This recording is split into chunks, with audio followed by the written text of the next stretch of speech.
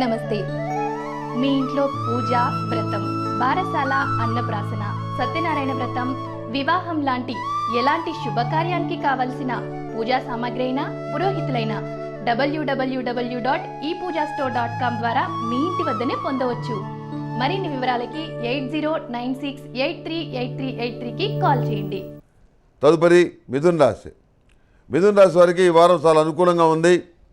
మీరు భయపడ్డట్టుగా ఎలాంటి విషయాలు జరగవు, అన్నీ కూడా అనుకూలంగానే ఉంటాయి.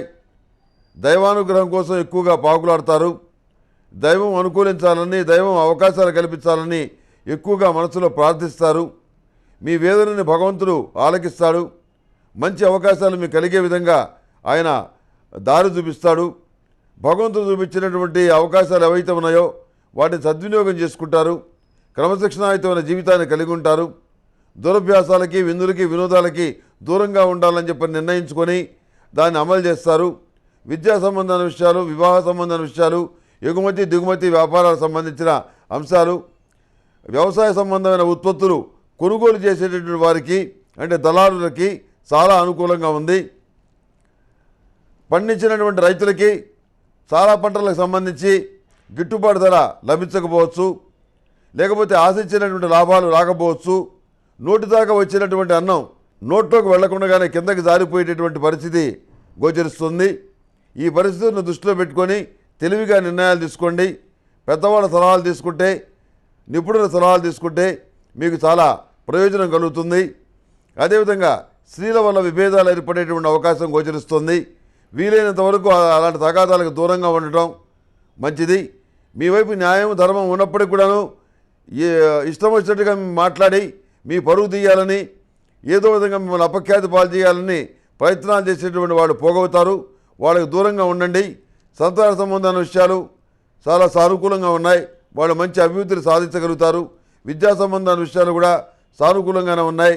గ్రీన్ కార్డు కోసం మేము చేసే ప్రయత్నాలు ఫలిస్తాయని చెప్పనే ధీమా మీకు కలుగుతుంది.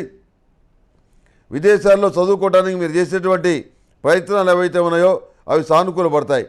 ఏది ఏమైనప్పటికీ కూడాను మారుతున్నటువంటి దేశకాలమాన పరిస్థితులు, ప్రపంచ కాలమాన పరిస్థితుల వల్ల కొంత ఆందోళనకు లోనవుతారు. లోనైనప్పటికీ కూడాను మీ వరకు మీకు ఎలాంటి ఇబ్బంది లేకుండా మీరు బయటపడగలుగుతారు. మానసికమైనటువంటి సంతోషం కలుగుతుంది. ఈ మిథున రాశి వారు కూడాను ఫిబ్రవరి 24వ తేదీన మహాశివరాత్రి నాడు శ్రీశైలంలో మహాపాశుపత హోమం, సహస్రలింగార్చన చేయండి. అందువల్ల విశేషమైనటువంటి మంచి ఫలితాలు సంప్రాప్తిస్తాయి. జన్మగో శివరాత్రి అన్నారు. శివరాత్రి నాడు చేసేటటువంటి పూజ ఏదైతే ఉందో అది జన్మజన్మాంతరాలు మంచి పుణ్యఫలాన్ని ఇస్తుందని, దానివల్ల అష్టైశ్వర్యాలు లభిస్తాయని, అందువల్ల సమస్యలు తొలగిపోతాయని శాస్త్రాలు, గ్రంథాలు, వేదాలు చెప్తున్నాయి. అదే విషయాన్ని మీకు తెలియజేస్తున్నాను. ఇక పరమేశ్వరుడికి ఎగిర భస్మంతో అభిషేకం చేయటం చాలా మంచిది. అదేవిధంగా మహాతీర్థం పొడితోటి సిద్ధగంధంతో కూడాను అభిషేకం చేయటం వల్ల కోరుకున్నటువంటి కోరికలు ఏవైతే ఉన్నాయో అవి సానుకూలపడతాయి, సిద్ధిస్తాయని పెద్దలు చెప్తున్నారు కనుక ఆ విషయాన్ని మీ దృష్టికి తీసుకొస్తున్నాను. ఇవన్నీ పాటించండి.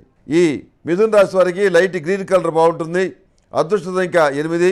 ఏదైనా పని మీద వెళ్ళేటప్పుడు గురువారం నాడు కానీ, శుక్రవారం నాడు కానీ బయలుదేరి వెళ్ళండి.